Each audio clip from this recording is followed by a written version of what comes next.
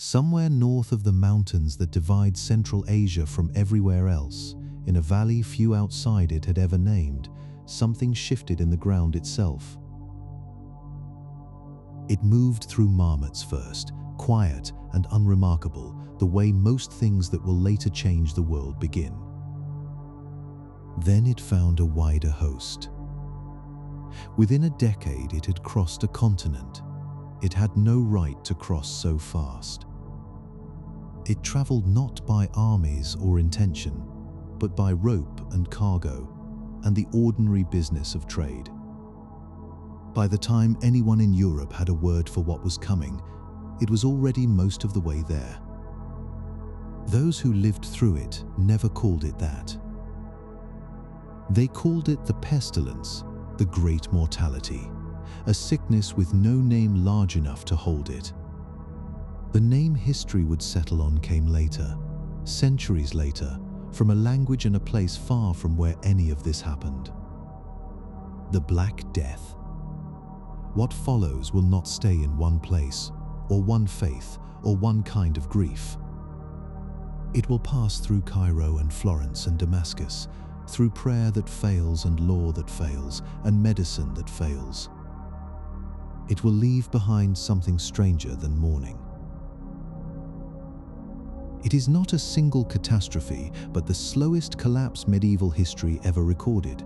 One town, one harvest, one family at a time. It will leave behind a world that no longer works the way it used to. If you find this kind of patient, immersive exploration meaningful, a like and a subscription help the next story get made. Sharing with a single person who thinks this way is the most powerful thing you can do. Let your body settle into wherever it is resting tonight.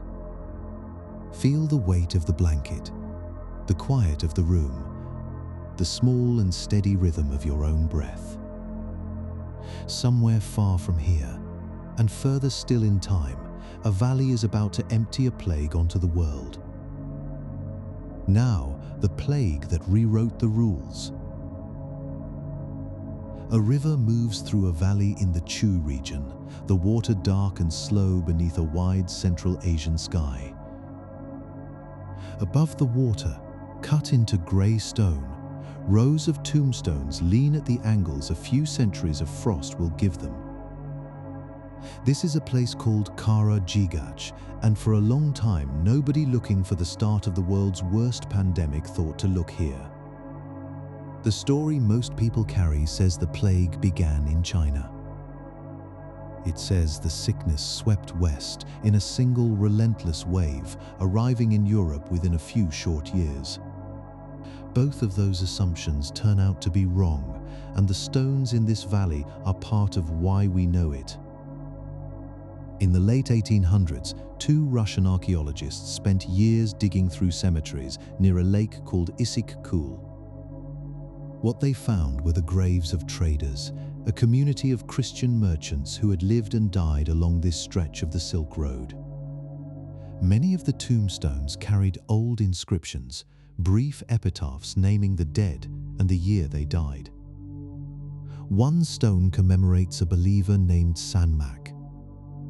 Its date, once converted to the modern calendar, lands in the year 1338. It names the cause of death outright. Sanmak, the stone says, died of pestilence. He was not alone.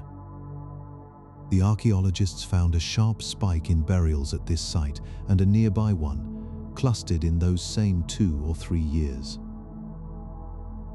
That is not a small detail.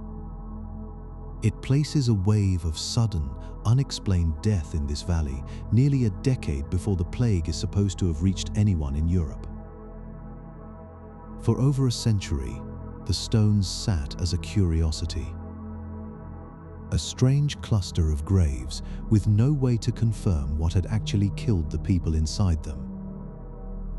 The confirmation came from teeth. Researchers pulled ancient traces of DNA from the dental pulp of several people buried at Gravediggers. pulp is a tissue so rich in blood vessels that it holds on to whatever illness was moving through a person at the moment they died. Multiple samples came back positive for the same bacterium behind the Black Death. The valley's dead had not died of some unnamed calamity. They had died of the same disease that would go on to empty cities from Cairo to London. What the genetic material revealed next mattered even more than the diagnosis. Every strain of plague that devastated Europe, North Africa, and the Middle East in the coming century traces back to a single evolutionary split. Scientists sometimes call this moment the Big Bang. It is the point where one ancestral branch of the bacterium suddenly split into the many lines that would go on to seed outbreaks across 3 continents. When researchers placed the Gravediggers samples on the plague's family tree, they landed exactly at that branching point. Not near it. At it. That makes this valley, and the traders buried in it, the closest thing to a source the evidence allows. Not China, and not a single triumphant wave crossing a continent in one uninterrupted sweep. A cluster of graves beside a river, marking the deaths of merchants who had no way of knowing what they were the first witnesses to. The valley did not create the disease from nothing. Somewhere in the wider mountains around it, the plague bacterium had already been living quietly among local marmots long before any of this began. Plague and marmots have an old relationship, one that ordinarily stays contained within burrows and grasslands. It causes occasional die-offs that never reach a human town. But something shifted in that relationship around the time the Gravediggers dead were being buried. A change in climate moved through the animal populations that carried the bacterium, and the shift did something unusual to it. It triggered a burst of change inside the pathogen itself, the same burst captured in that branching point on the family tree. A more varied pathogen is a pathogen with more chances. More versions meant more opportunities for one of them to find a new kind of host. Somewhere in that expanding variety, one version crossed the line separating marmot from human. It did not need to travel far to find people once it managed the crossing.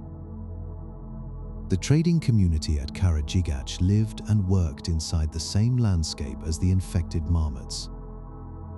They moved goods along Silk Road routes that connected this remote valley to the rest of Eurasia. The same roads that had always carried silk and grain now had a passenger riding along with them, one with nowhere to go but out. Out did not mean fast, not at first.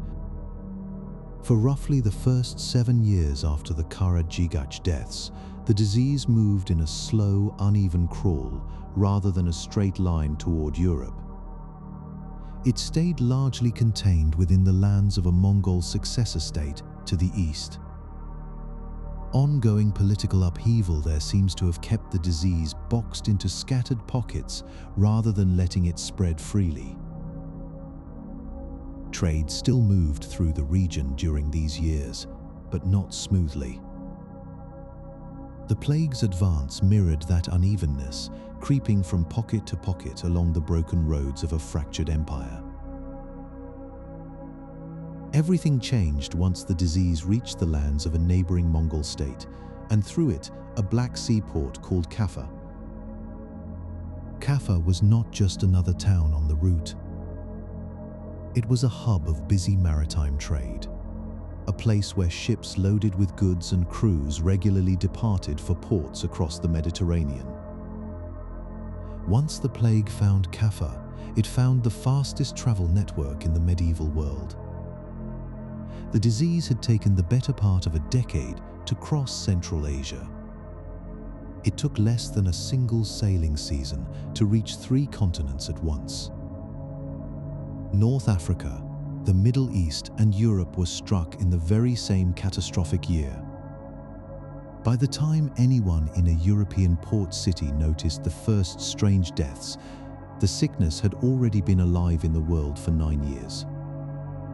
It had already killed traders in a Central Asian valley, already changed shape inside a mountain reservoir. It had already crept through a fractured empire and found its way onto a ship. The people watching it arrive believed they were witnessing the beginning of something. They were, in fact, watching its final and fastest stage. Long before any of that acceleration, before Kaffa and its ships, the marmots of those mountains carried on as they always had. This was before the disease had even fully become a human disease. They burrowed and foraged across grassland that stretched toward every horizon. Somewhere within that vast, indifferent landscape, a change too small to see from any distance was already setting in motion everything that would follow. The disease's route across Eurasia is only half of what the popular story gets wrong. The other half concerns how, exactly, it managed to spread once it reached a town. Here, the evidence turns out to be far less settled than most retellings suggest. The version most people know involves rats and fleas. Black rats, the story goes, carried infected fleas from town to town. When a flea's gut became clogged with bacteria, it would bite a person and pass the infection straight into the wound. This is a real way the disease can spread, and it is not wrong exactly. But historians who study old epidemics have spent years pointing out that it cannot be the whole story. The plague moved faster and further than rat populations plausibly could have carried it. It kept spreading through harsh northern European winters, seasons when both rats and their fleas struggled to survive in any real numbers. To test what could actually explain the death tolls recorded across medieval Europe, researchers built computer models. These simulate how a disease moves through a population over time. They used these models to test 3 different ways the plague might have spread. The first was the classic rat and flea route. The second was through the air, person to person. The third was through parasites living on people themselves, rather than on rodents at all.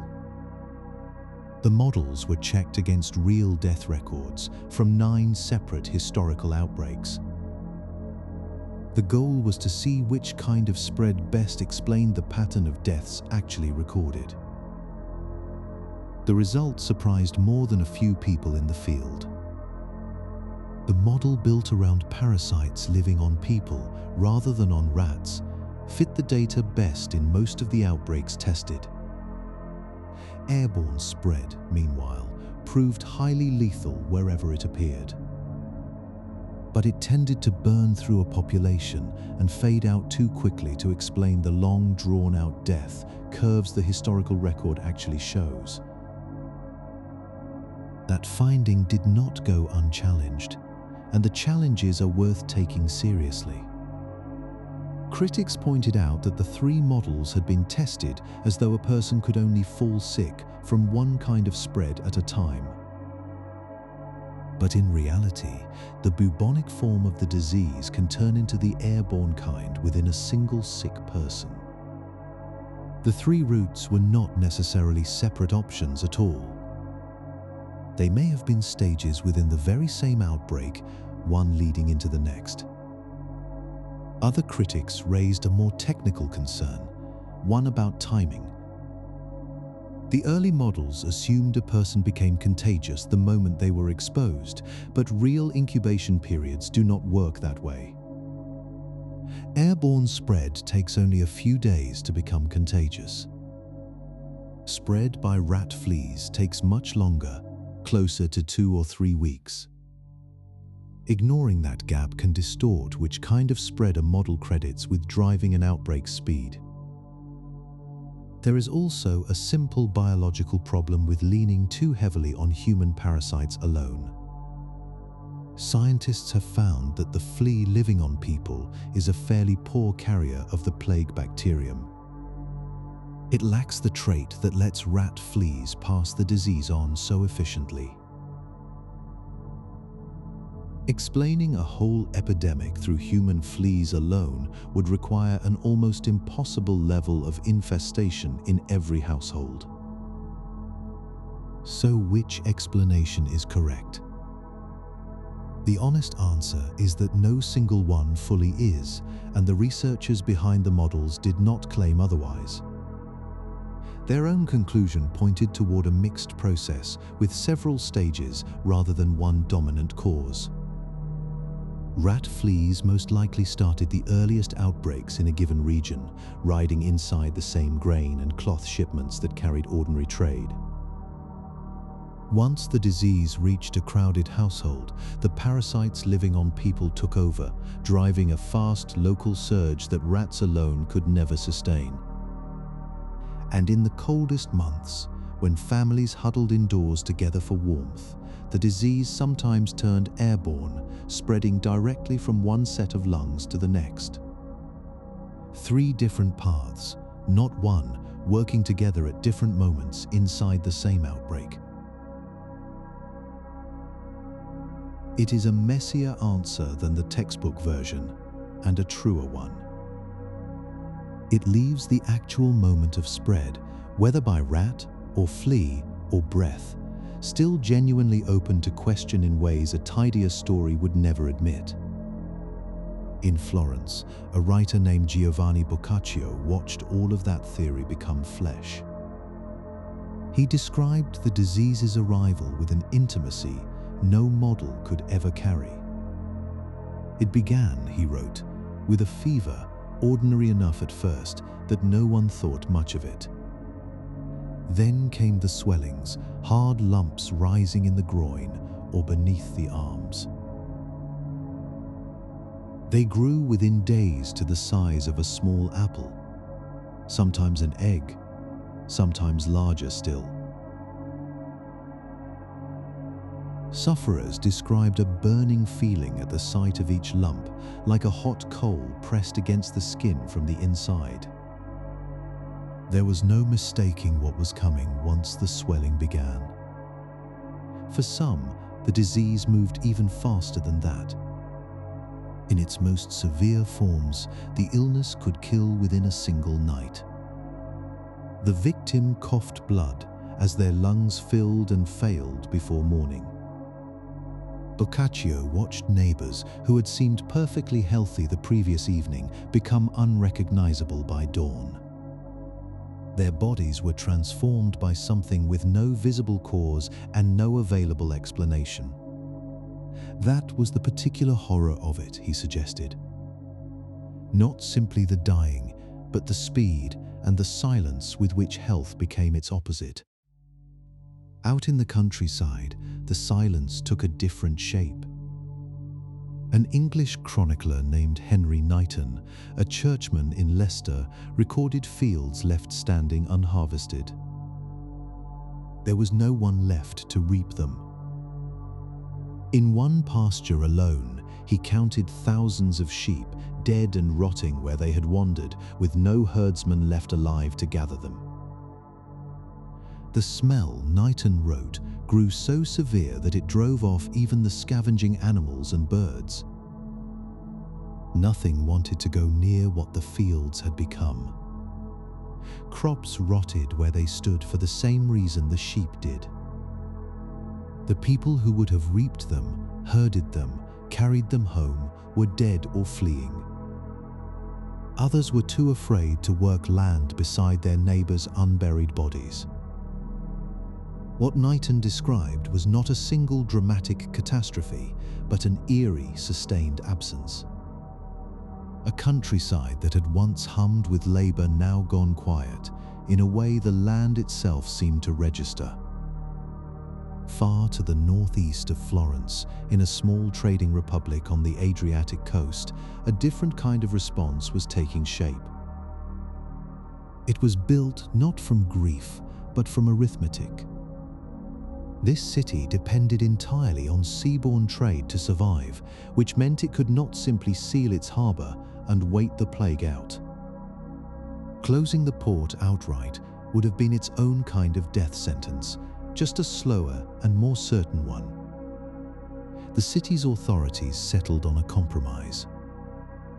Every incoming ship would be held in isolation for 30 days before its crew or cargo could set foot on shore.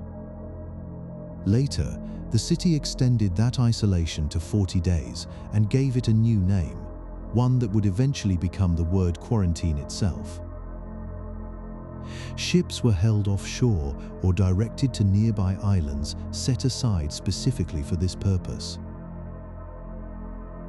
These islands held both suspected plague victims and imported goods until the waiting period had passed. The city went further still. It employed its own salaried plague doctors. By law, these doctors were barred from treating any patient who did not have the plague. This measure was meant to stop them from carrying the sickness between the ill and the merely unwell. Whatever a person's wealth or standing, the same doctors and the same isolation rules applied to them. Nobody in this city fully understood what caused the disease or precisely how it passed from one body to the next. They did not need to. They needed only to buy enough time for whatever was dangerous about a new arrival to reveal itself. 40 days, they had decided, was enough time to trust. While Ragusa counts its 40 days on the water, the University of Paris has already reached a very different kind of answer. It comes with the full weight of the era's highest learning behind it. In the fall of 1348, the medical faculty of Paris issues a formal report on the cause of the plague. It does not read as guesswork. It reads as findings. The faculty traces the disaster back 3 years to a single afternoon. In March of 1345, they say, 3 planets lined up together in the sky, in a pattern their astronomers had watched for and dreaded. Jupiter, hot and wet by nature, drew corrupt vapor up from the earth and the sea. Mars set that rising vapor alight from within. Together the two poisoned the air itself, and a cold, malevolent third planet deepened the corruption further still. Southern winds carried the poisoned air outward into the lungs of anyone who breathed it. It is a careful account, built the way a scholar builds an argument, with cause following cause in order. It offers only one remedy in the end: avoid foul air.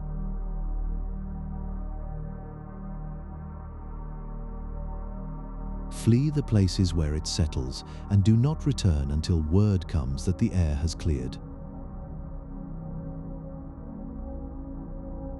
3 years of astronomy and the full authority of Paris behind it produce in the end the same advice a frightened neighbor might give for free.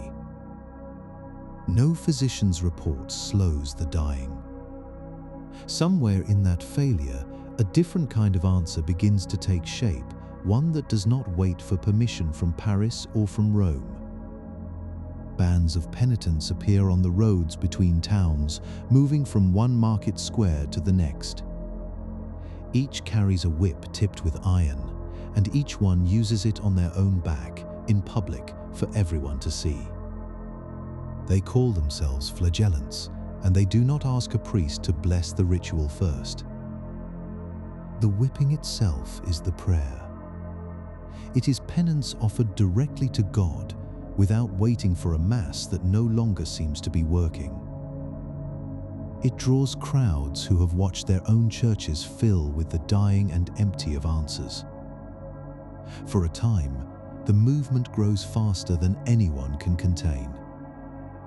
It moves from town to town under its own authority, not the church's. No bishop called these processions into being, and no bishop can simply call them off. That is exactly what makes the movement dangerous to a clergy that is supposed to hold penance and forgiveness as its own to grant. Eventually, the Pope condemns the processions and orders them broken up. The plague does not stop for any of it. What stops instead is a form of grief the Church itself could not license and could not control. Fear that cannot find a target in the sky or in the self will often go looking for one closer to hand. In a small town in the Alps called Chillon, it finds a man named Gravediggers. He is Jewish, and in 1348, the authorities there put him on the rack. They stretch his body until he tells them what they came to hear. Under torture, he confesses to carrying poison, ground from frogs and spiders, and something no one in the room is willing to name aloud. He says he hid it in small leather pouches, meant for the town wells. None of it is true. All of it is pulled out of him, one turn of the rack at a time. His body eventually gives his interrogators the confession they were already looking for. That confession is written down exactly as spoken. Then it is copied. The copies travel outward, carried along the same roads the plague itself has been traveling, reaching towns that have never heard the name Gravediggers and never will. What those towns receive instead is a document pulled out of a man under torture in a single room in the Alps that now arrives dressed as proof.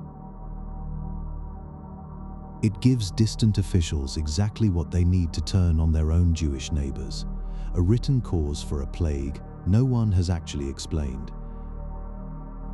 One man's coerced words come to stand in for thousands of people who confess to nothing at all. The Pope does not stay silent on any of this, neither the torture nor what follows from it. In 1348, he issues an order forbidding the forced conversion or murder of Jews as punishment for the plague. He does not appeal to sympathy. He lays out an argument instead, the way a judge might weigh a case. Jewish communities are dying of the plague at the same rate as their Christian neighbors, in the same streets. The plague has reached whole regions with no Jewish population at all, and the dying continues there exactly the same. If well poisoning were the true cause, neither of those facts would hold. Both of them hold anyway.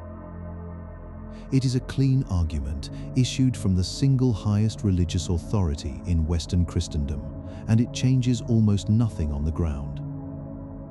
Local lords across Europe already owe heavy debts to Jewish moneylenders, debts that a massacre would conveniently erase.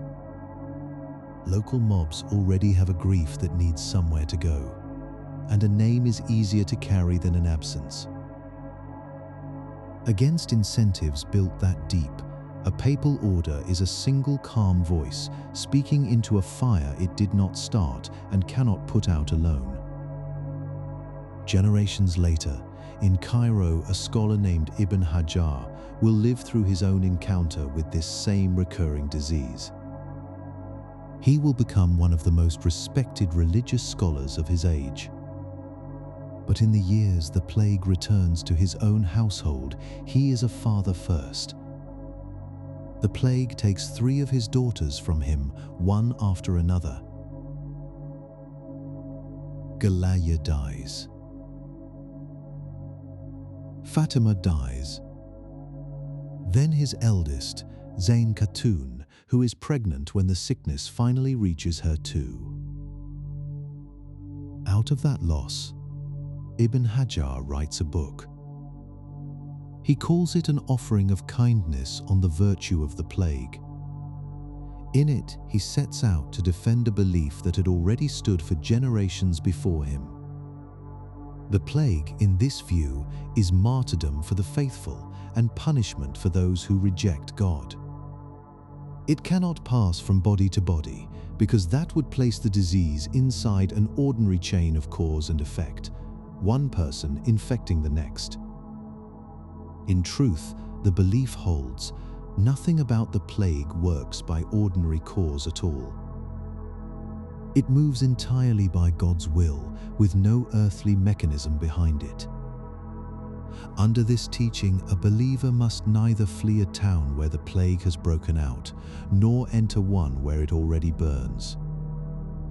The pain of the swelling in the body, in this view, is not disease finding tissue to inflame.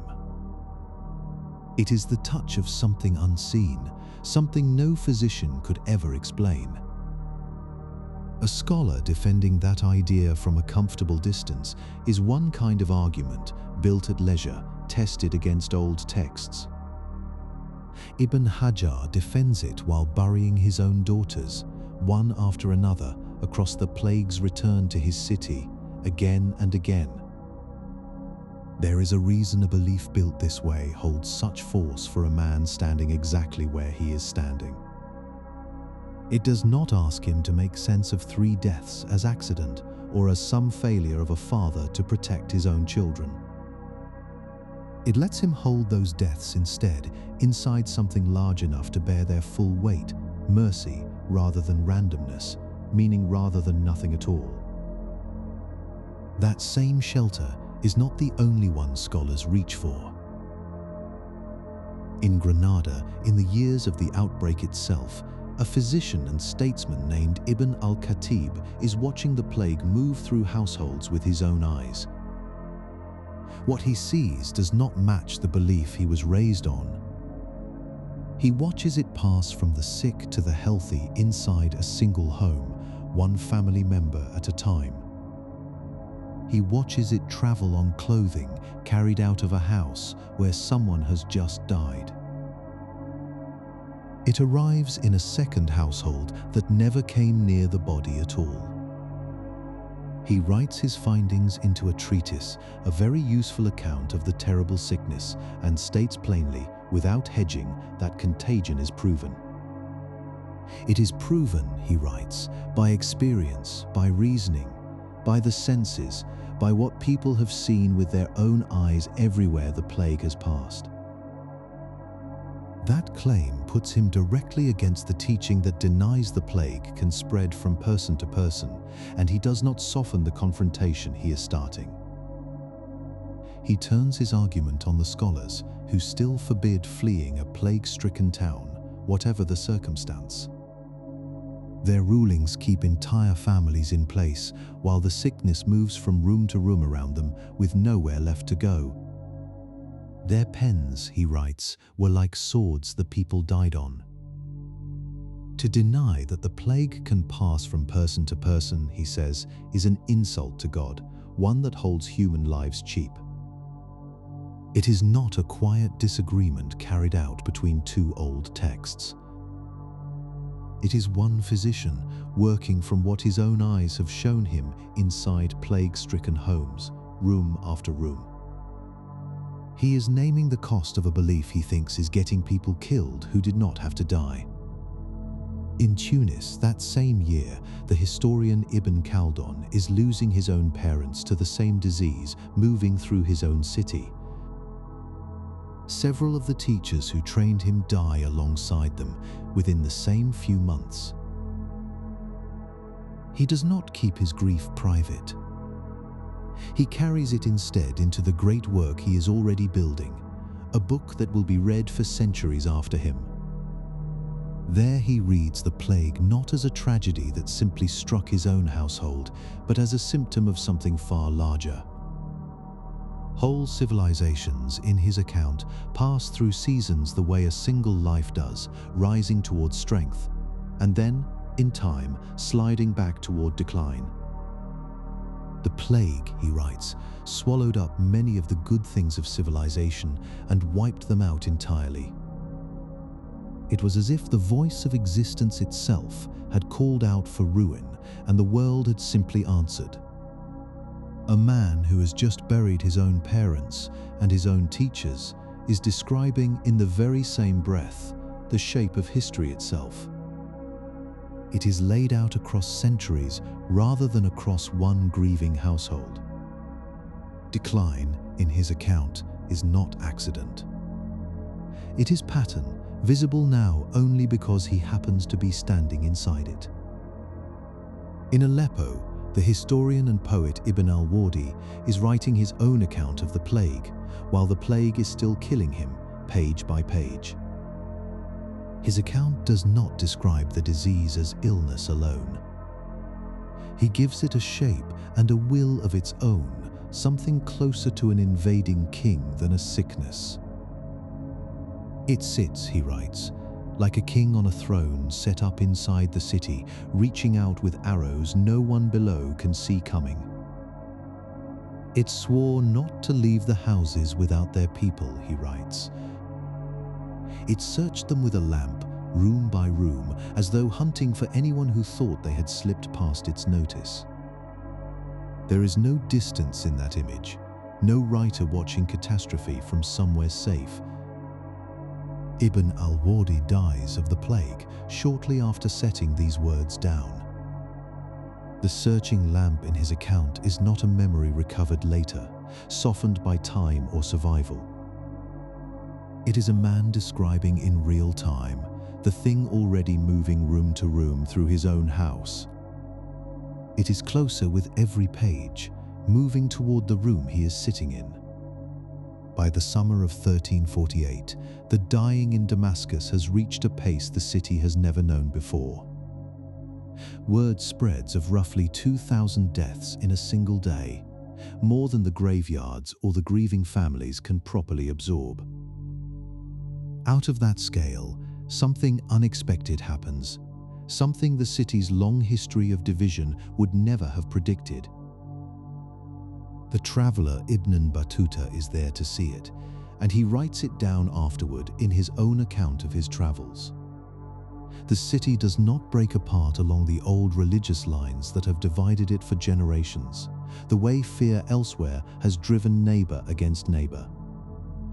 For 3 days running, its people fast together, all of them, whatever they believe and wherever they pray on an ordinary week. Then, on a Friday, the fast ends not in stillness, but in motion. A single procession forms at the city's great mosque. It moves out on foot, barefoot, weeping, all the way across Damascus to a smaller shrine on the far side. Muslims walk in it carrying copies of the Quran, held out ahead of them like a plea. Jewish residents walk beside them carrying the Torah.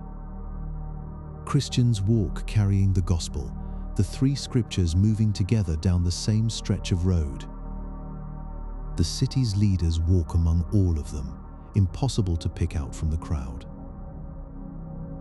There is no procession sorted by faith, no separate route for separate communities, no order of who goes first.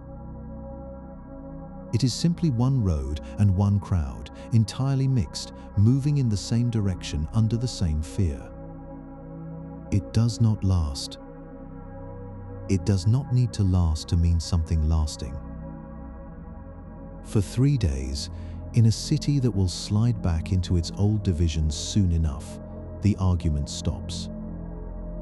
Whose God has failed and whose has not no longer seems to matter to anyone walking that road.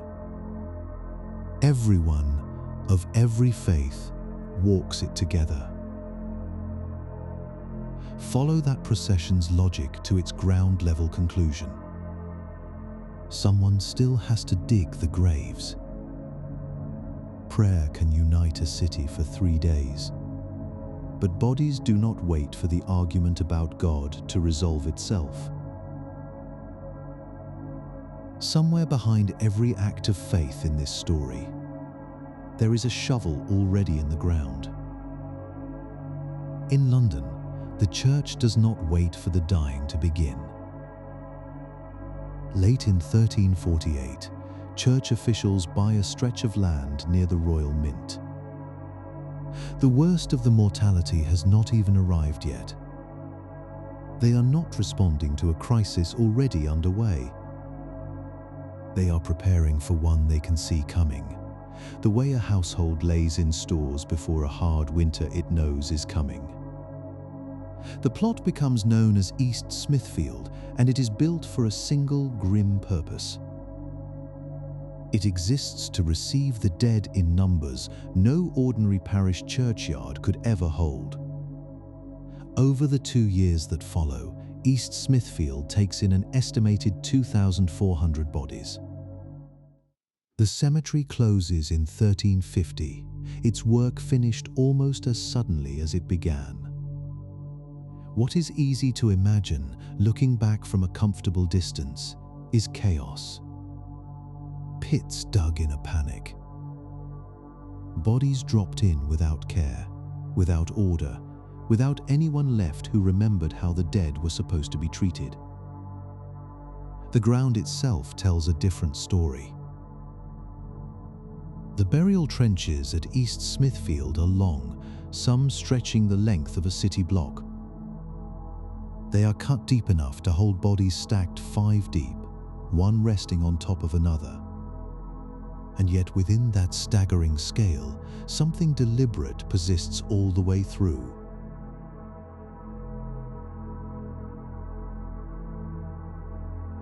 Every body found here faces the same direction, laid west to east. This follows the old Christian expectation that the dead should rise facing the dawn on the day of resurrection. Archaeologists have recovered pins from these graves, and buckles, and the faint traces of shrouds still wrapped around bone. Someone dressed these bodies before they were lowered into the earth. Someone measured the angle of each one against where the sun would rise.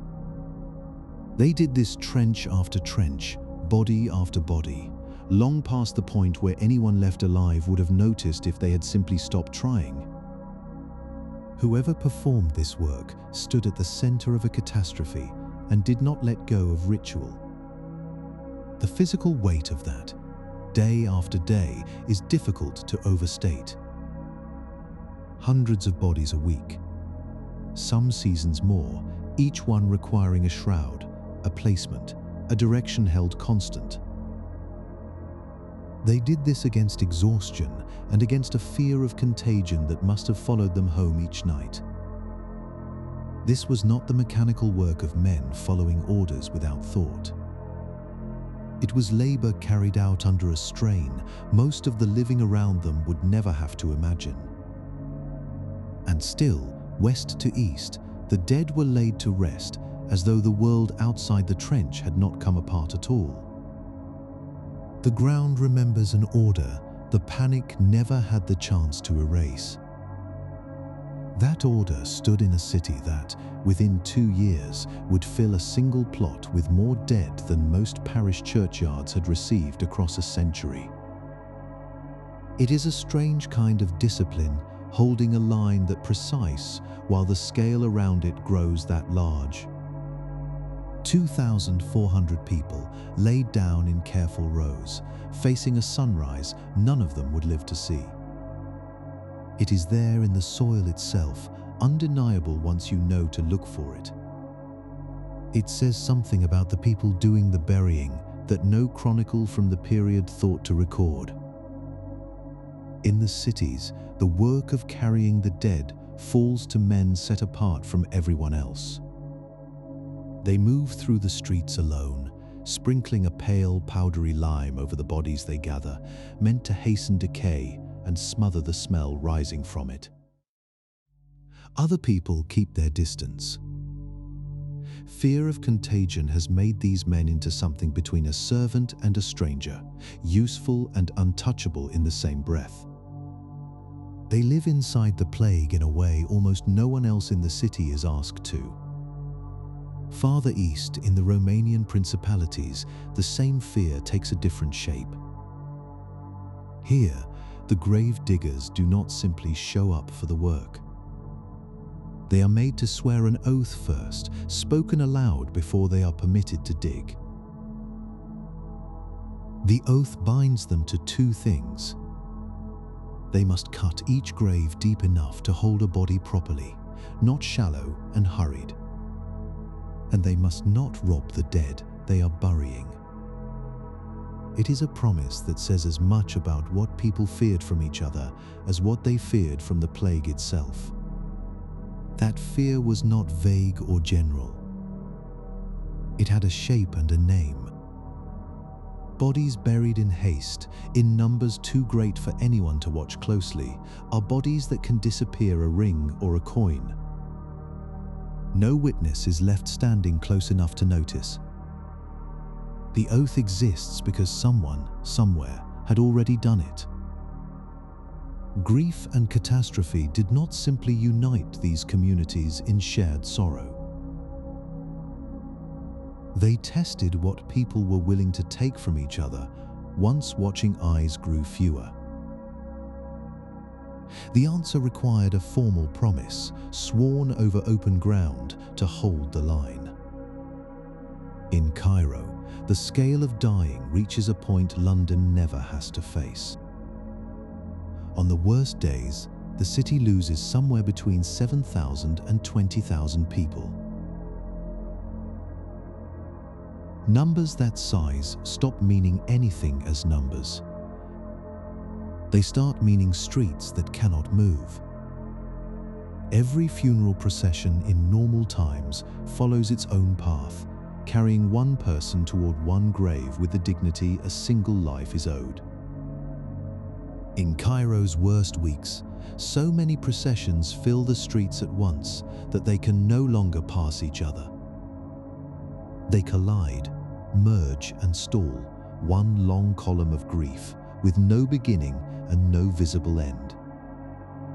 A chronicler of the time describes the lines of shrouded bodies moving through the city. He likens them to columns of white marble, pale and endless, filling roads that were never built to hold that much death at once. The city has people trained for this kind of loss. Carriers lift the bodies and bring them through the streets. Washers prepare each corpse according to custom before burial, cleaning and wrapping it as faith requires. These are practiced roles, built for a city that loses people in the numbers a city expects to lose them. Nothing in that training prepared anyone for this. The volume breaks the system built to receive it with dignity. Individual burial, the standard for anyone who dies in Cairo in a normal season, becomes impossible to sustain. Coffins begin stacking on top of each other, one household's grief piled directly onto the next family's. The city turns to mass burial in long open trenches, where one grave once received one person, one name, one story. It is East Smithfield's method, arrived at independently on the other side of a sea and a different faith entirely. What is lost here is not only life. It is the shape grief was supposed to take. A chronicler writes of wailing that does not stop, heard day and night in every quarter of the city. It is a sound with no pause left in it, no room for exhaustion to interrupt it. Losing a name to a mass grave rather than a marked and separate resting place adds its own weight on top of the death itself. The carriers and washers, trained for care and precision, now move through a volume of loss that outpaces what care alone can accomplish. Cairo's dead, like London's, are still being buried by someone. But the dignity that once defined how that happened has been stripped away by sheer relentless number, one collapsed procession at a time. Bone remembers things a chronicle never thought to write down. At East Smithfield, researchers studying the skeletons found something the old image of an indiscriminate killer does not predict. The plague did not strike everyone with equal force. It reached first and hardest for bodies that were already carrying old wounds. Certain marks on bone tell a story of stress endured long before death. Faint lines across the teeth form when a child's growth is interrupted by hunger or illness. Small pits across the skull and around the eye sockets point toward anemia or malnutrition earlier in life. Rough, thickened patches along the shin bone mark old infection or injury that never fully healed. None of these marks kill on their own. They are scars, not wounds, carried quietly for years or decades. Researchers compared people who carried these old scars against others of the same age who did not carry them. The pattern that emerged was consistent and clear across the sample. People bearing these markers of past hardship were more likely to be among the dead than their age-matched neighbors without them. Older adults, already more likely to carry this kind of accumulated wear after decades of life, were disproportionately represented among the fallen as well. The plague was not blind. It found the already weakened first, moving through a body's history as much as through the body itself in the moment of infection. This complicates the disease's reputation as a force that erased all distinction, rich and poor, young and strong alike. It did not. It read each skeleton's past before deciding how hard to strike. A childhood of hunger became a kind of debt. An old illness, never fully shaken, became the same kind of debt. The plague collected both 7 centuries later, long after anyone living could have known the account was still open. A separate study looked past age and health alone, towards something else the bones can reveal. Researchers examined London's plague cemeteries for patterns tied to ancestry as well as biology. Individuals of estimated African descent buried among London's plague dead show a measurably higher risk of death than other groups resting in the same graves. The disease itself made no such distinction on its own, choosing no victim by the shape of a face or the color of skin. But the conditions surrounding these individuals before the plague ever arrived likely did make that distinction long before infection was ever a factor. A harder life before infection, poorer housing, less reliable food, greater exposure to earlier illness can leave a body more vulnerable when a new sickness finally comes. A skeleton cannot show what someone standing in the world was, but it can show what that standing cost them. Vulnerability that began as inequity in food and shelter and standing becomes vulnerability written into bone by the time the plague comes to collect. None of this was visible to anyone burying the dead in 1348. No chronicler counted the lines in a tooth or measured the pitting on a skull. The disease's true selectivity, the way it favored the already weakened and the already marginalized, was invisible to everyone who lived through it. It waited in the ground, undisturbed, for 700 years. The skeletons themselves, 7 centuries later, are ready to say who this disease actually killed and who it spared. Before any of this, the system carrying that population was already buckling. For 30 years before the first ship reached Messina, England's fields had been asked to feed more mouths than they could reasonably hold. Families divided their land among sons the way custom required, and each division left a smaller strip for the next generation to survive on. A holding that fed one household, a generation earlier now had to be split and split again, until what remained fell below what a family needed. Peasants pushed onto hillsides and thin soils that had never been meant for the plough. The Great Famine settled over the countryside in the early 1300s. Relentless rain rotted grain in the furrow those years and left barns standing half-empty through winter. Alongside the failed harvests came sickness in the herds themselves, waves of disease moving through cattle and sheep until draft animals grew scarce. Fewer oxen meant less land properly ploughed. Fewer sheep meant less wool for the looms and less manure to feed the soil that remained. The wool trade that had carried England's wealth abroad slowed under the strain. Fields that depended on that manure to stay fertile went unfed season after season, and the ground grew thinner with each harvest it was asked to give.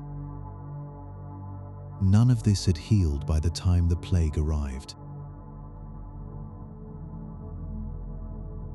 The population had not shrunk to match what the land could give it.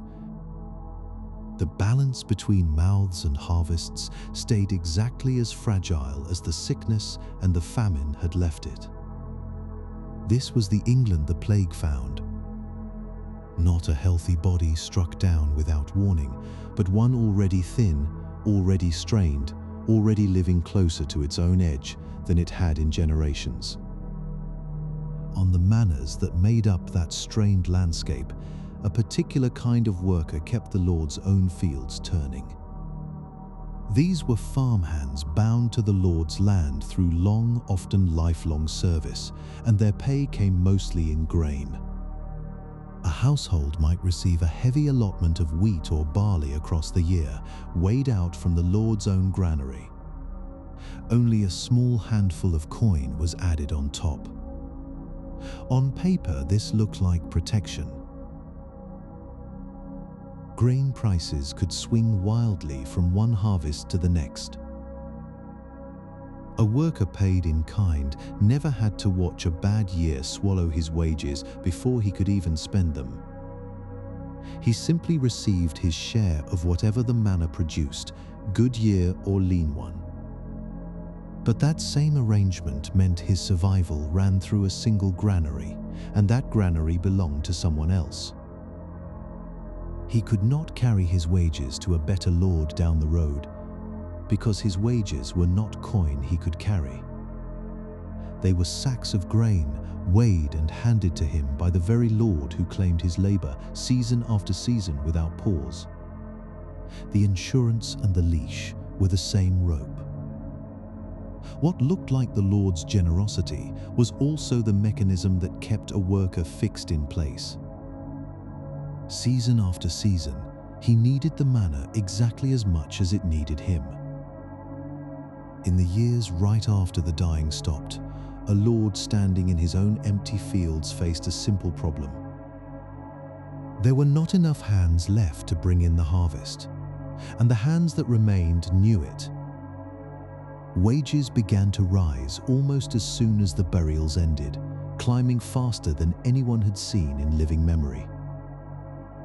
A ploughman could ask for more than his father had ever earned, and a lord desperate to save his crop had little choice but to pay it. The rise was not gradual.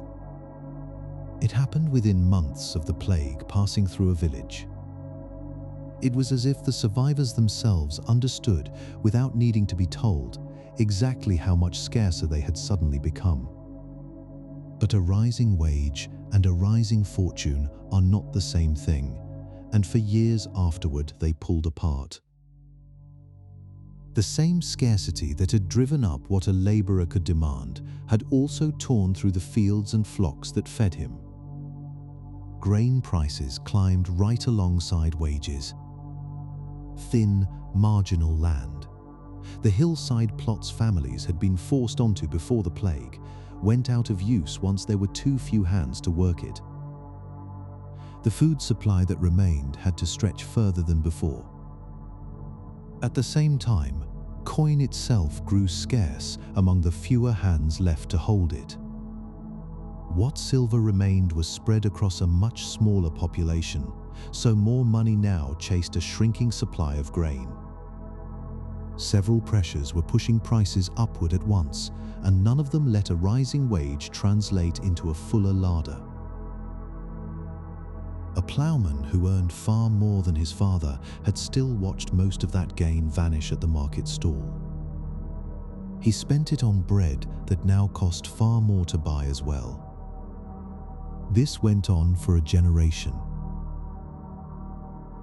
Anyone measuring what a wage could actually buy, rather than the number stamped on the coin, would have found it standing still. It stayed flat for years, sometimes sitting below what a laborer had earned before the plague ever arrived. A wage that looked, on paper, like a triumph over the old order bought a laborer's family barely more bread than it had bought their grandparents. The easier years this era is remembered for did not begin the moment the dying stopped. They waited, quietly, for a generation to catch up with itself. That generation finally caught up decades later. By then, the land itself had settled into a new and more sustainable balance. There were no longer too many hands for too little ground, the way there had been before the famine and the plague. Marginal fields stayed out of the plough for good, left instead to grass and grazing.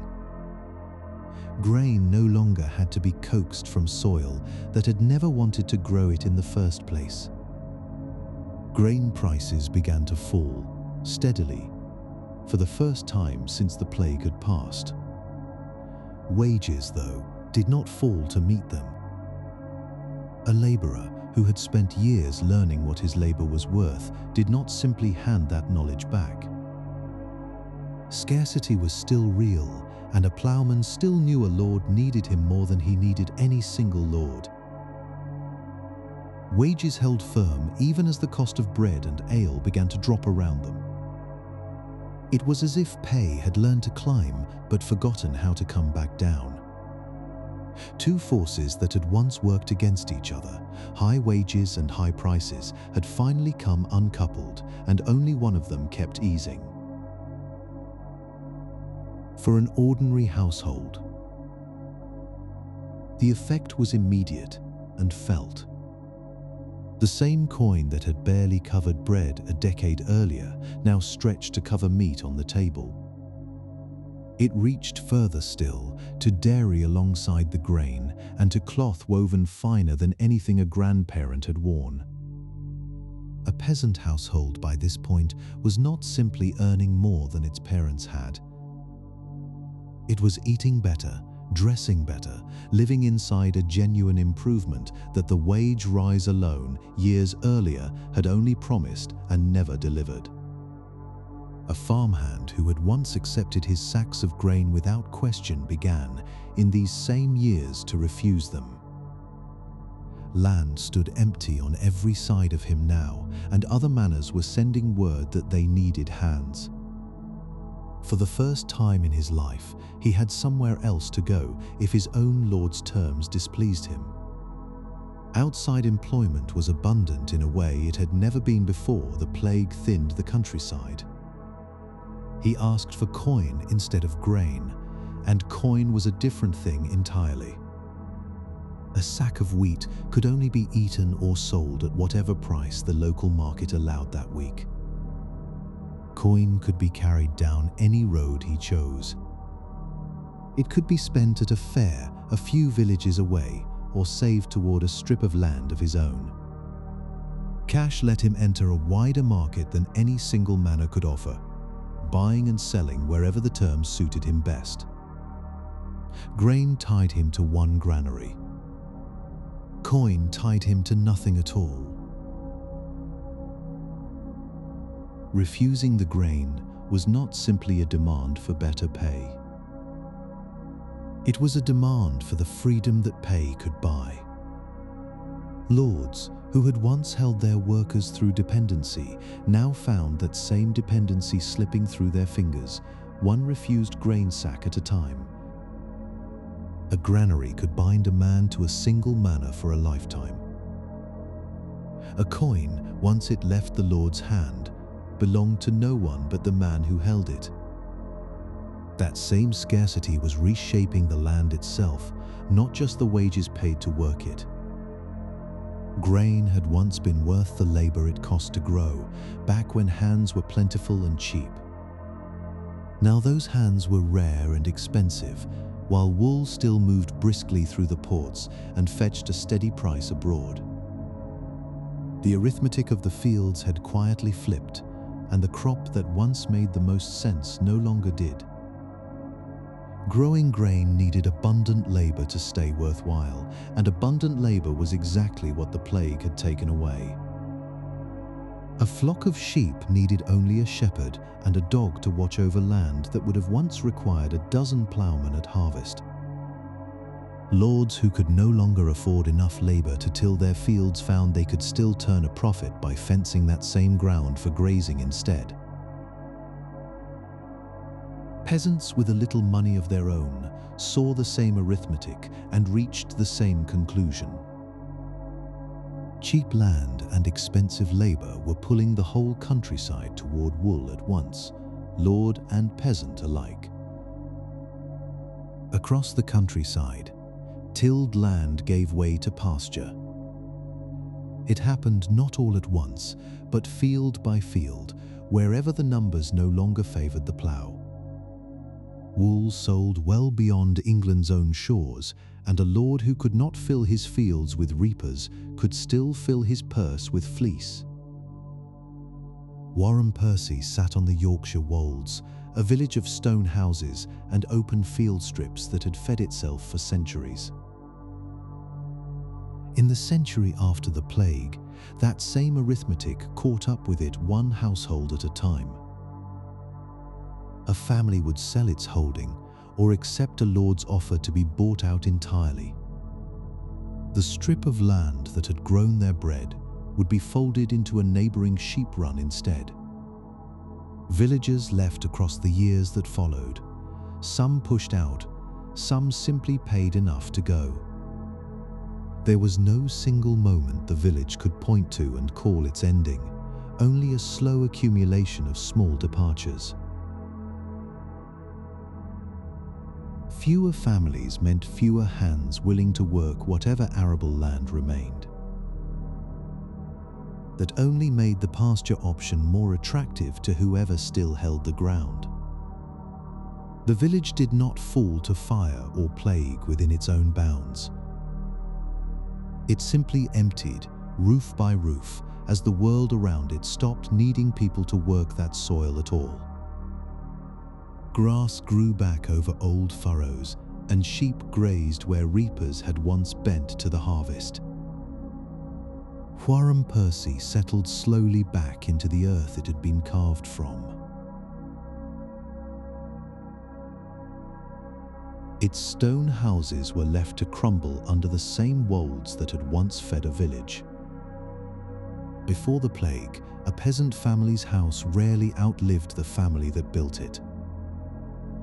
Timber posts were driven straight into the bare earth, untreated, soaking up moisture from the ground with every wet season that passed. Within a generation, the wood had rotted at the base, and the whole frame had to be pulled down and raised again from nothing. A home in this world was something each new household built for itself, not something handed down whole. It was labor spent again and again on the same small patch of ground, never quite finished. That changed once land settled into fewer hands and wages held their new, higher ground. Builders began raising houses on curved timber frames instead, great beams meeting at the peak like a pair of hands in prayer. Their feet were set not into soil but onto stone, safely above the damp. Moisture could no longer creep up through the base and rot the frame from within. A house built this way could outlast the family that built it and shelter their grandchildren after them. One such house from the late 1300s still stands today. Its timbers remain curved and sound, its roof spanning several rooms under a single sturdy ridge, sheltering more space than a single old-style hut ever could. For a family that had grown up watching their parents rebuild the same walls every generation, a house that simply held together was not a small thing. That same rising wealth showed itself just as plainly on peasant backs as it did in peasant walls. Better wages meant better food on the table, but they also meant coin left over for things that had once belonged only to the wealthy. Peasants and craftsmen began buying finer cloth, richer dyes, and goods carried in from beyond England's own shores. They dressed in a way their grandparents never could have afforded, wearing the same materials that had once marked a household as gentry rather than labor. Clothing in this world was not just warmth. It was the plainest, most visible marker of where a person stood, worn openly on the street for anyone to read at a glance. When a ploughman's son could no longer be told apart from a merchant's by the cut of his coat, something shifted. The whole system of reading rank at a glance began to blur. Parliament watched the blurring happen and grew alarmed. It was not poverty that alarmed them, but its opposite, a peasantry that no longer looked the part scripture and custom had assigned it. A hierarchy that had once been legible at a single glance now required a second look. That second look was itself the sign that something had already changed. None of this new leverage, male or female, is going unanswered in Westminster. A petition reaches the King's Council in the winter of 1349, while the dying is still fresh across the countryside. It describes servants who will not work unless paid double what they earned before the plague. It describes reapers demanding wages no lord had ever agreed to pay. The council does not debate whether this is happening. It moves to stop it. In June of 1349, the Crown issues an order. 2 years later, Parliament turns it into law as the Statute of Labourers. It sets a single demand at its centre. Every wage in England is to freeze at the rate paid in 1346, the year before the sickness came. Any able-bodied man or woman under 60 falls within its reach. He must hold no land of his own. She must have no trade to fall back on. If work is offered at the frozen rate, the law says it must be accepted. Refusal is not treated as a private choice between two people. It is treated as a crime against the whole realm. The law reaches further than wages alone. It bans the daily hire that had let a labourer renegotiate his price with every passing harvest. In its place, it demands contracts of a full year, binding a worker to one employer, one wage, 12 months at a stretch.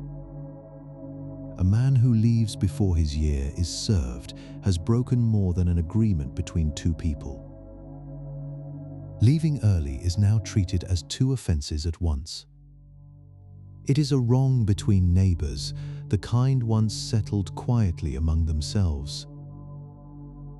It is also, under this new law, an offence against the king himself, carried straight to the royal courts to be judged. The law does not even require anything written down to convict a man. A spoken promise, remembered and repeated by witnesses, is enough on its own. It can end in judgment against a worker who left too soon, or just as easily against the employer who lured him away. Enforcing a law this ambitious means inventing someone to enforce it. A statute alone cannot walk into a village and demand answers. It needs a man riding in on the Crown's business, empowered to ask who is being paid what and by whom. The Crown creates a new kind of officer for exactly this purpose, sent out across the counties to hunt illegal bargains struck in the fields. Their targets are not only the desperate. One of these officers pursues the worker who demands more than his frozen rate allows.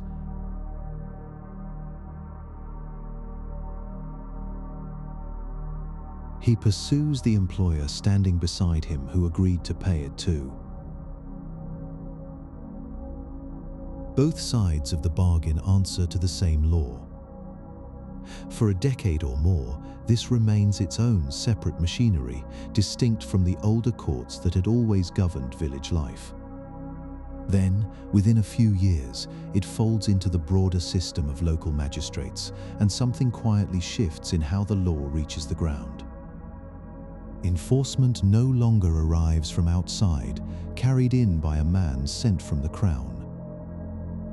It passes instead into the hands of the local gentry themselves, men already living among the fields they now judge. These are the very men who hold the manors under strain. They are the ones who need the labor most, and who stand to lose the most from its scarcity. A magistrate drawn from this class must weigh the king's law against his own empty barns. The law meant to protect their fields now depends on their own restraint to enforce it. Wages had proven impossible to hold in place. Parliament turns, a little over a decade later, to something it believes might be easier to control than a coin in a man's pocket. It turns to the clothes on his back. The new law does not speak in vague terms about excess.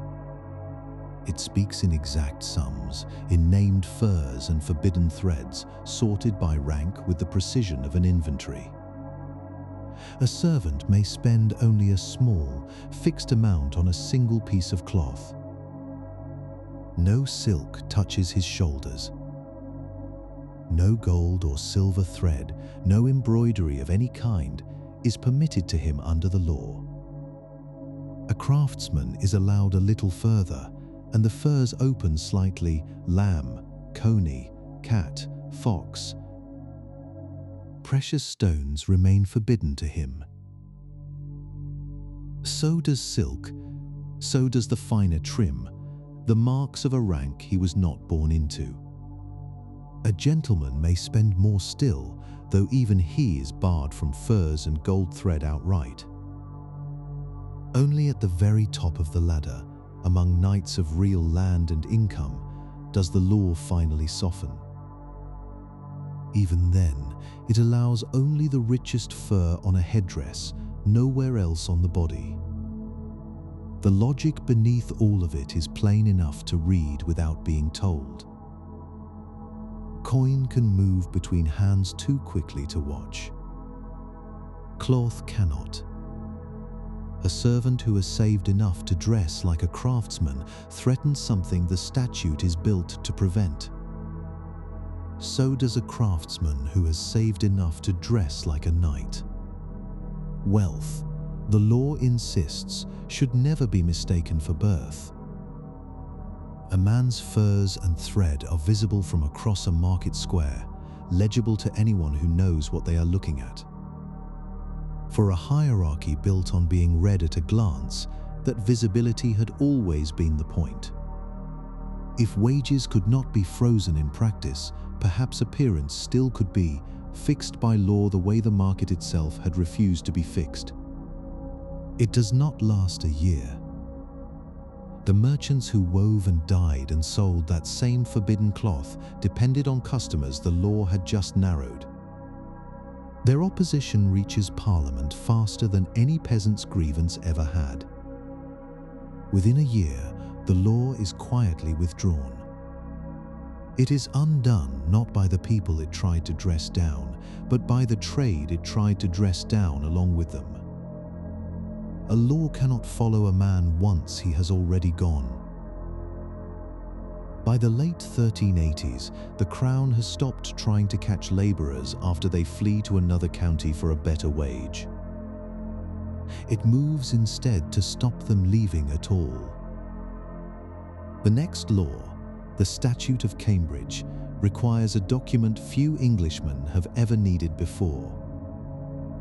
Any labourer, any servant, any beggar who wishes to travel beyond his home ground must carry a letter. It has to prove who he is and why he is on the road. That ground is drawn narrowly, no further than the small local district where he is known. Step past that boundary without paper in hand, and a man becomes something new under the law. He is a body out of place, with no way to explain itself. The letter itself comes only from a local magistrate, the same men now responsible for enforcing the wage freeze. It verifies two things before he is allowed to walk his own road. It confirms he has finished whatever work bound him to his last employer. It confirms he has some valid reason to be travelling at all, a reason already approved before the journey even begins. Without that letter, there is no argument left to make and no explanation that will be heard on the road. The stocks wait for him instead, set up in the nearest village square. He sits there in view of anyone passing until someone can guarantee that he will return home and answer for the attempt. The same law reaches further than travel alone. It looks at the beggars gathering at church doors and market crossings, the ones every parish already recognizes without needing to ask their names. It sorts them into two kinds, and the difference between those kinds will decide what happens to each of them next. Some are too old or too broken in body to work at all. For them, the law permits local charity, given by the district that already knows them, that has watched them grow old within its own boundary. Others are able-bodied and simply will not labour, and the law shows them no comparable mercy. Forced work waits for them instead, or punishment if even forced work is refused. Each district now answers only for its own poor, the faces already familiar to it, no strangers suffering included. This is the exchange the law quietly strikes. A parish owes nothing to a beggar it does not recognize, but everything to one whose face it has known for years. No one has called this a poor law while writing it. It reads on its face as only one clause folded into a statute about labourers and where they may walk. But looking back, it is exactly that. It stands as the first time English law drew a formal line between the poor who deserved help and the poor who did not. That distinction will outlast this particular law, kept and redrawn for centuries after it is forgotten. A law written in Westminster still has to survive contact with a harvest that will not wait. Across the counties, peasants find the year-long contract easy enough to refuse in practice, whatever it demands on paper. They favour short hire instead. A day here, a week there, work that ends before any magistrate can call it binding. A man who never signs on for a full year can always walk toward whichever field offers the better price that week.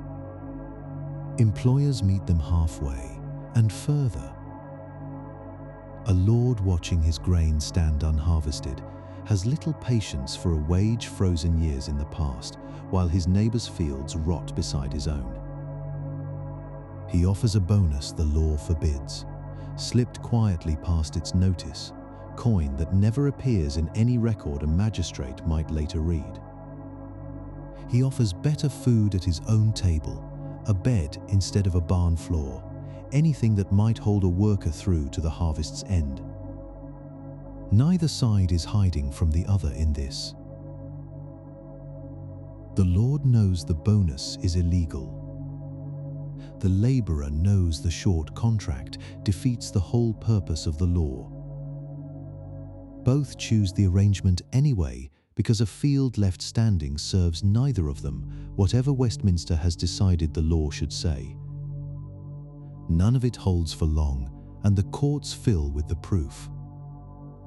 Manor after manor records breach after breach, cases brought by lords whose labourers simply walked away. Some are recorded leaving after only a couple of months, the work barely begun before it is already abandoned. The law had asked for a year. The countryside gave it weeks, and even that only when it chose to. This is not yet the fire it will become.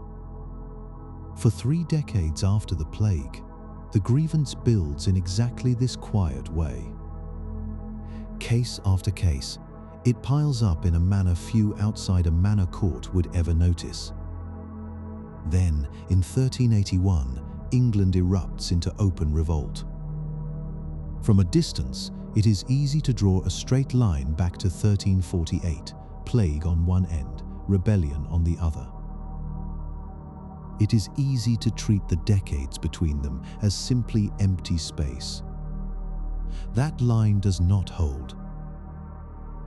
30 years separate the dying from the uprising. 3 decades in which an entire generation grew up watching magistrates fine their fathers for wages honestly earned.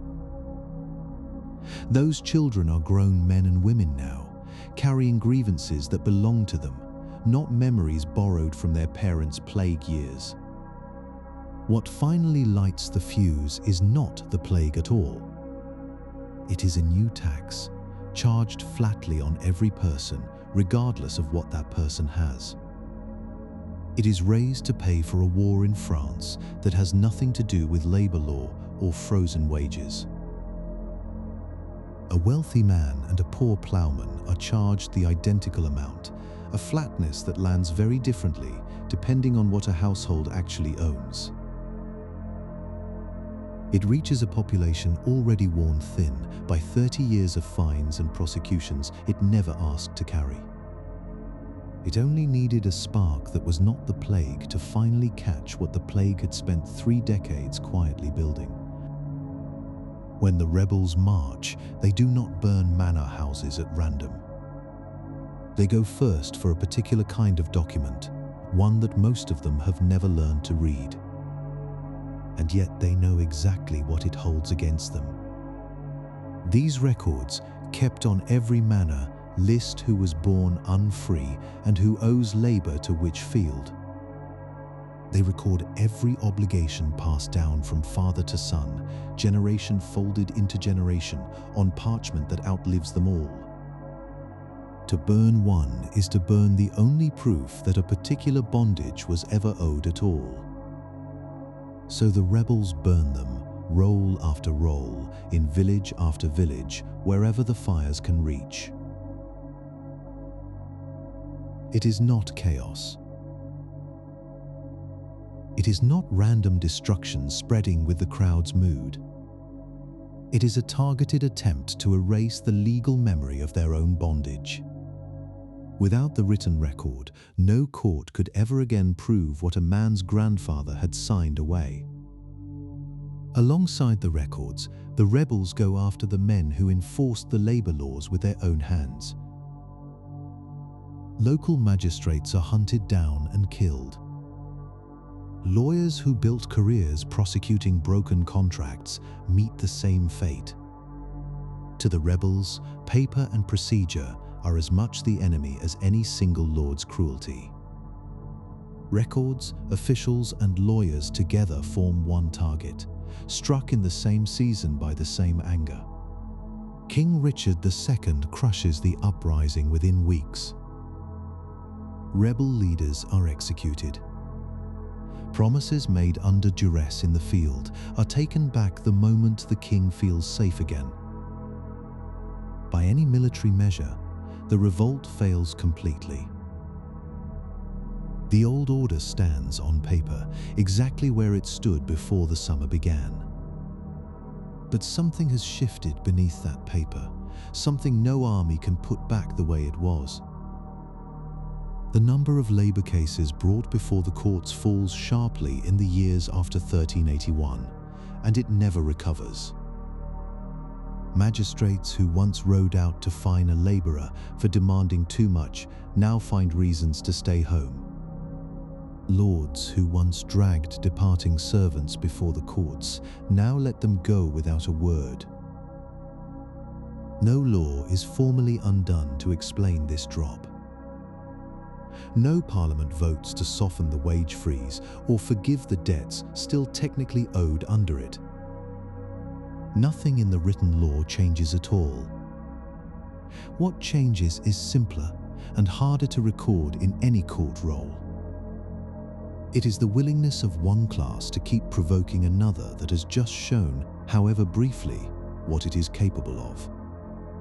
The law that froze wages at 1346 rates remains, word for word, exactly as it was written 30 years earlier. It sits in the record, unrepealed, waiting for a magistrate willing to enforce it the way magistrates once did without hesitation. None come forward. A law that once sent men to the stocks for asking too much now goes quietly unread. It gathers dust in the same kind of rolls the rebels tried and failed to burn everywhere at once. The statute is never repealed. It just stops being enforced because everyone remembers what happened the last time.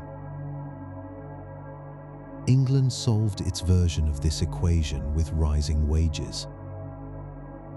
900 miles south, Egypt solved the identical equation and got the opposite answer. Both were built on the same base.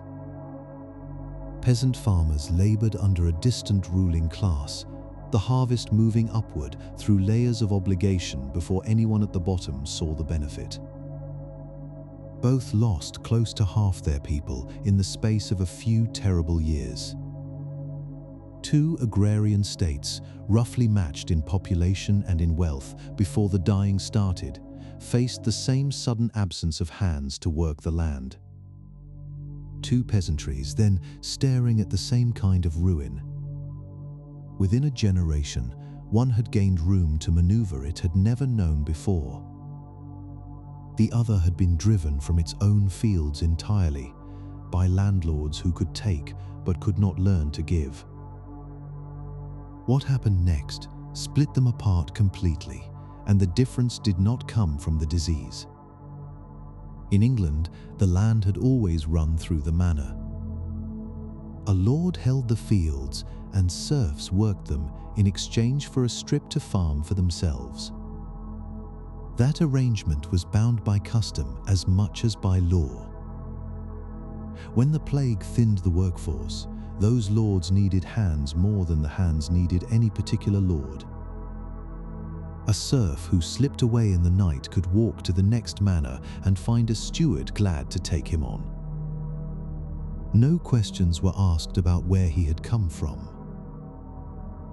Parliament tried to hold the old order in place by law, demanding that wages stay exactly where they had stood before the dying started. A lord, standing in his own empty field, watching grain rot for want of reapers, saw things differently. He would quietly pay above the legal rate rather than lose the harvest entirely. Rents followed the same pressure downward, since land without anyone to work it earned a lord nothing at all.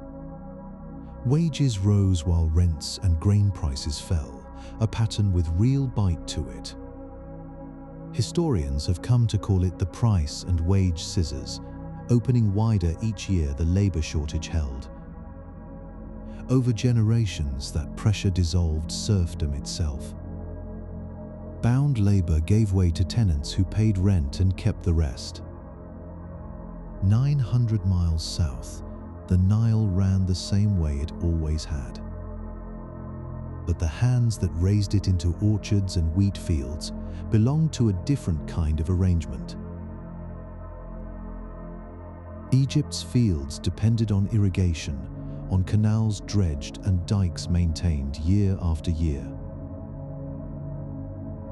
It was coordinated labor, and without it, the desert crept back within a single season. The men who held the right to that land's harvest were not lords rooted in their own soil. They were military commanders, granted a district's revenue for a time, never for good. The Sultan could take that claim away at will, handing one commander's land to another without warning. A commander who held the district of Fayum this year might hold nothing there next year. He lived not among his peasants, but in a citadel in Cairo, far from the canals his revenue depended on. He had no roots in the soil that fed him. The plague emptied his fields of the hands needed to dredge and maintain them. He faced no incentive to compete for scarce labor the way an English lord did, because nothing bound his fortune to that particular stretch of river. He had every incentive to extract as much as he could, as fast as he could, from whoever remained before the land was taken from him. His officials answered to him, not to the peasants working the canals. Their task was simple: raise the rent, regardless of how few hands remained to pay it. Overtaxed and unable to keep the canals clear, peasants abandoned the land outright. Without labor to maintain them, the irrigation channels silted and collapsed.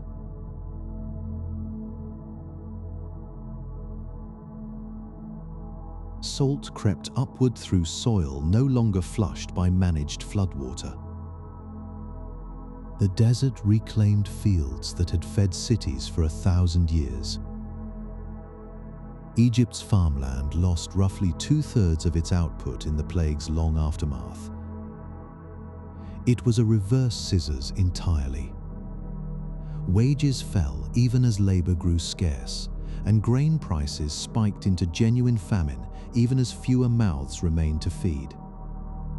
The same disease, arriving within a year of itself in both places, produced a peasant who could walk away and one who could not. In England, scarcity became a bargaining chip, because the man who held the land lived close enough to feel its absence.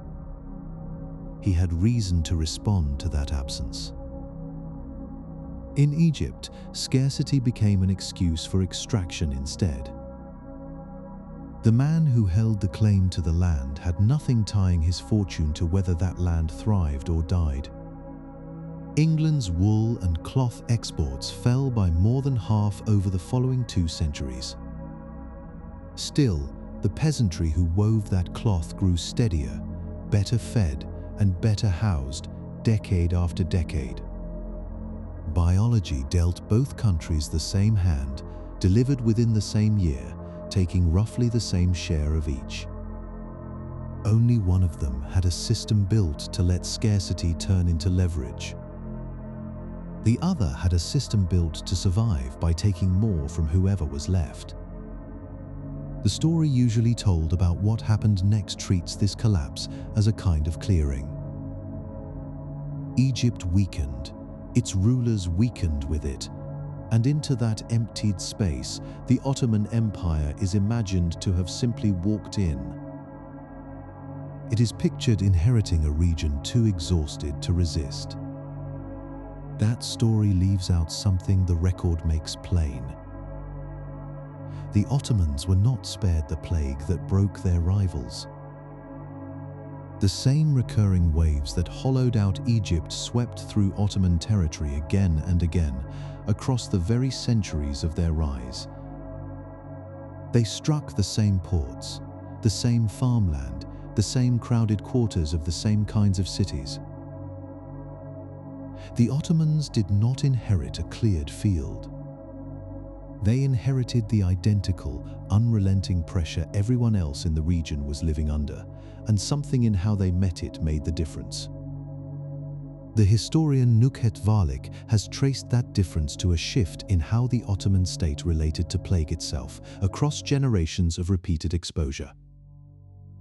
Rather than treating each outbreak as a fresh, unknowable act of fate, Ottoman administration gradually treated plague as part of the ordinary rhythm of city life.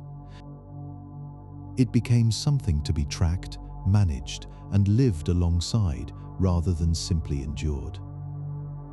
Istanbul itself became something like a hub for this knowledge.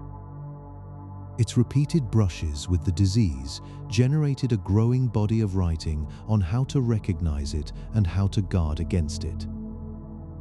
Officials kept increasingly careful records of the dead, watching mortality rise and fall the way a harbor watches tides. City space itself was managed with the disease in mind, neighborhoods organized and watched in ways that treated its return as a certainty to plan around. None of this stopped the plague from coming back. It meant each return arrived at a state a little more practiced at absorbing the blow. That steadiness mattered in a place where Egypt's rulers were losing something the Ottomans had never depended on in the same way. Their armies were never raised through inheritance. Each generation had to be replenished by buying enslaved youths from the same plague-touched lands around the Black Sea. The same disease that ruined their farmland also disrupted the very channel that renewed their ruling and fighting class, a second wound layered on the first. Gunpowder, disciplined recruitment, and a government that had learned to function through repeated crisis carried the Ottoman Empire forward. It was not simply the good fortune of a rival thinned out of the way. In 1517, the Ottomans absorbed what remained of Egypt's old order outright, a system that had never learned to bend the way Ottoman government had. Two empires met the same recurring disease for 2 centuries. Only one of them turned that repetition into strength.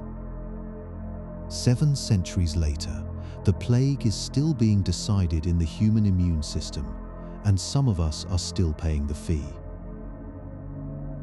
Scientists studied skeletal remains from London and from Denmark, gathered from burials just before, during, and after the worst years of the pandemic.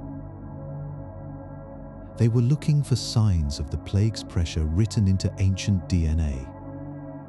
They found it concentrated around 2 genes known as ERAP1 and ERAP2. The ordinary job of these genes is to help the body recognize invading bacteria, flagging the threat so immune cells can respond. One version of that second gene turned out to matter enormously. People who carried 2 copies of this protective version produced a fuller, more complete form of the ERAP2 protein. That fuller protein let the immune system recognize and destroy the plague bacterium far more efficiently than in people who lacked it. Carrying 2 copies of this one gene meant a survival advantage close to 50%. It was a difference stark enough to reshape the genetic makeup of everyone who lived through the plague and passed a body onward. That kind of advantage does not vanish when the crisis that created it ends. It gets carried forward, generation after generation, embedded in the descendants of everyone whose survival once depended on it. The same gene that let a 14th century immune system fight off the plague more efficiently is now linked to something else. In bodies alive today, it carries a heightened risk of autoimmune disease. People carrying the protective plague variant show a higher chance of developing conditions like Crohn's disease, ulcerative colitis, and rheumatoid arthritis.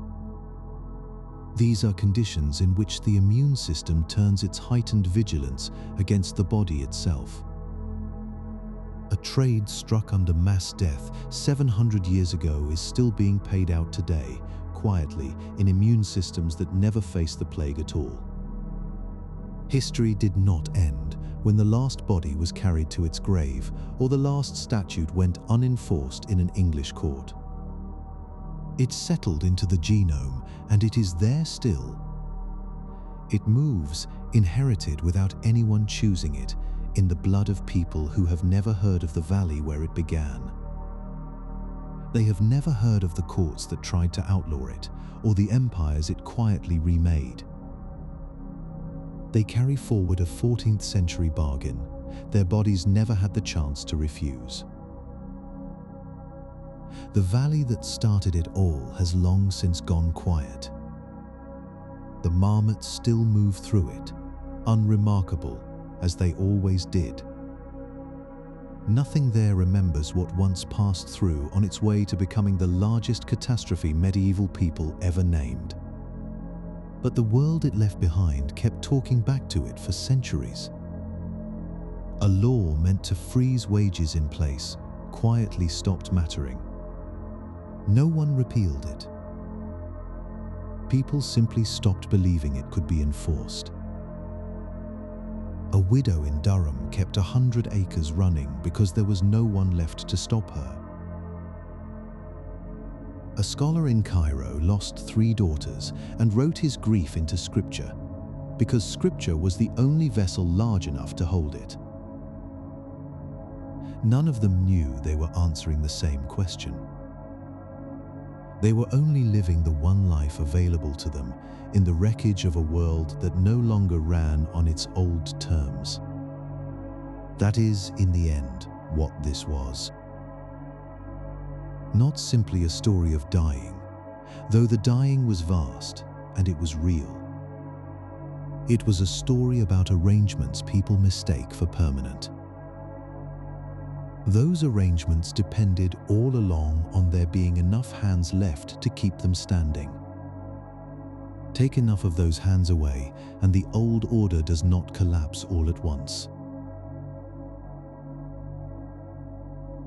It erodes slowly, unevenly, in 1,000 small refusals and quiet accommodations. One day the law is still on the books.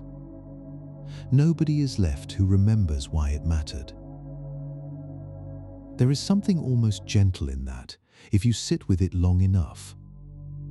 Catastrophe rewrote the terms of ordinary life, but it did not do the rewriting alone. It took the widow, the scholar, the reaper who walked to the next manor over. Each of them made some small and human decision inside a world that had stopped making sense. The plague ended lives by the millions.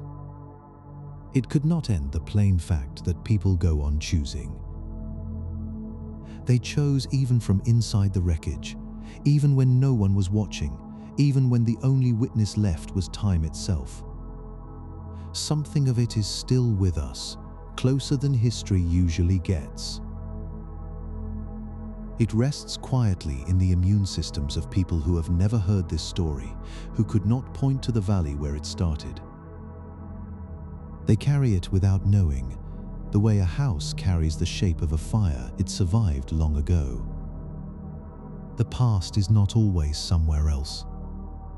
Sometimes it is simply where you already are, doing its slow and patient work.